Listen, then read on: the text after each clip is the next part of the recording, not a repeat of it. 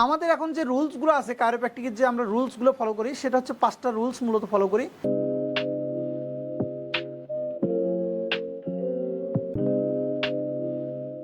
Number 1 rules হচ্ছে super setting rules, বলছে যে আপনার পেশেন্টকে বলতে হবে যে ঘাটটা যে কোনো একটা সাইড ঘুরান, either side, please turn his neck either side, যে কোনো একটা সাইড।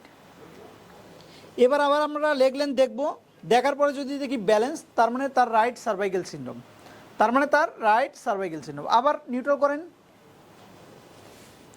আবার ইমব্যালেন্স, আবার এই পাশে ঘুরান, ব্যালেন্স, তার মানে পেশেন্টের bilateral cervical syndrome, bilateral cervical syndrome. Okay, neutral. গ্যাস্ট্রিকের প্রবলেম আছে মিস্টার? গ্যাস্ট্রিকের প্রবলেম নাই? ওকে, আমরা একটু দেখি।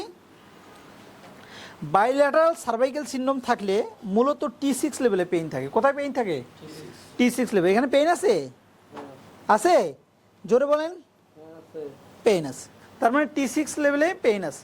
তো কারো যদি দীর্ঘমেয়াদী T6 লেভেলে স্টাক হয়ে থাকে তাহলে তার একটা পর্যায়ে গিয়ে গ্যাস্ট্রিকের প্রবলেম হবে। কারো যদি দীর্ঘমেয়াদী T6 লেভেলে স্টাক থাকে, পজিশনাল ফল থাকে, তাহলে তার একটা পর্যায়ে গিয়ে গ্যাস্ট্রিকের প্রবলেম হবে। তার কারণ স্টোমাকে যে নার্ভটা সাপ্লাই দেয় সেটা হচ্ছে T6, স্টোমাকে যে নার্ভটা সাপ্লাই দেয় সেটাকে বলে T6। এখন T6 নার্ভ যদি আপনার কম্প্রেসড হয়ে থাকে তাহলে স্টোমাকে ঠিকঠাক মতো সাপ্লাই হবে না, স্টোমাকের মুভমেন্ট কমে যাবে, অর্থাৎ পেরিস্টালটিক মুভমেন্ট কমে যাবে, যার ফলে আপনার স্টোমাকে HCl সিক্রেশন ঠিকঠাক মতো হবে না, যার ফলে আপনি গ্যাস্ট্রিকে ভুগবেন, দীর্ঘমেয়াদী গ্যাসের ওষুধ খাবেন, চিকিৎসা করতেই থাকবেন সারা জীবন। এটা থেকে সমাধান আপনার পাওয়া সম্ভব না যতক্ষণ পর্যন্ত আপনি T6 নার্ভ রুটকে আপনি রিলিজ না করবেন। ওকে, এবার সুপার সেটিং রুলসের আমরা টেস্ট 2 করব। টেস্ট 2 বলতেছে যে পেশেন্টকে যদি আমরা প্রন পজিশনে একটা শর্ট পাই, একটা লং পাই, এই পেশেন্টটাকে আমরা সুপাইন করব। সুপাইন হন, সুপাইন করে যদি দেখি যে তার লেগ লেন্থ রিভার্স হয়েছে, তার লেগ লেন্থ রিভার্স হয়েছে, অর্থাৎ শর্ট লেগটা রং হয়ে গেছে, লং লেগটা শর্ট হয়ে গেছে, তাহলে টেস্ট পজিটিভ। এই টেস্টটা ইন্ডিকেট করে কি ক্রানিও সার্ভাইকেল ম্যান্ডিবুলার এরিয়াতে তার প্রবলেম আছে। তার মানে আপনার এই টেস্টটা ইন্ডিকেট করবে সবসময় ক্রানিও সার্ভাইকেল ম্যান্ডিবুলার এরিয়াতে প্রবলেম আছে। তো সেক্ষেত্রে আমরা ক্রানিও সার্ভাইকেল ম্যান্ডিবুলার এরিয়াতে কী কী দেখব? আমরা C01 দেখব, কি বলছি, অ্যাটলান্টো অক্সিপিটাল যে মাসলগুলো আছে, অক্সিপিটালিস মাসল, এগুলো আমরা দেখব, অ্যাটলান্টো অক্সিপিটাল জাংশনটা দেখব, তারপরে আমরা দেখব হচ্ছে ম্যাসেটার দেখব, টেম্পোরোম্যান্ডিবুলার জয়েন্ট দেখব, ফ্রন্টালিস দেখব, টেম্পোরালিস দেখব, এই স্ট্রাকচারগুলো দেখব।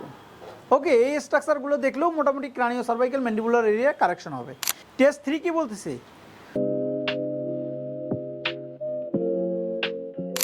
যে ট্রান্সভার্স প্রসেস অফ দ্য অ্যাটলাস্টকে রিয়েক্টিভ লেগ সাইডের অ্যান্টেরিয়রলি প্রেস করতে হবে। দেখেন, press on the transverse process of the atlas on the reactive leg side anteriorly.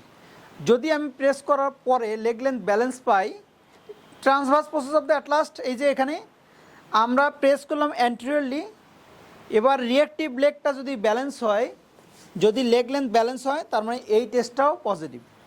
এই টেস্টটাও ইন্ডিকেট করবে কি ক্রানিও সার্ভাইকেল ম্যান্ডিবুলার এরিয়া, এই টেস্টটাও ইন্ডিকেট করবে ক্রানিও সার্ভাইকেল ম্যান্ডিবুলার। অর্থাৎ ট্রিটমেন্ট কোথায় করতে হবে? ক্রানিও সার্ভাইকেল ম্যান্ডিবুলার এরিয়াতে। আপনার পেইন কোথায় সেটা কিন্তু ম্যাটার করে না, ম্যাটার হচ্ছে অনলি কি লেসন। আপনি যদি কি লেসন ফাইন্ড আউট করে ট্রিটমেন্ট করতে পারেন তাহলে আপনার ট্রিটমেন্টটা খুব ইজি। আপনার এই পেশেন্টের পেইন হতে পারে কোমরে, এই পেশেন্টের পেইন হতে পারে ঘাড়ে, এই পেশেন্টের পেইন হতে পারে হাঁটুতে, সেটা কিন্তু ম্যাটার করে না। ম্যাটার করে অনলি আপনার কি লেসন ডায়াগনোসিস করা। আপনি যদি কি লেসনটাকে ঠিকঠাক মতো ডায়াগনোসিস করতে পারেন, পজিশনাল ফল যদি ঠিকঠাক মতো ডায়াগনোসিস করতে পারেন এবং ওই ডিরেকশনে যদি আপনি ট্রিটমেন্ট করেন, তাহলে আপনার ট্রিটমেন্ট একদম সুপার ডুপার হবে এবং পেশেন্ট খুব দ্রুত বেনিফিটেড হবে।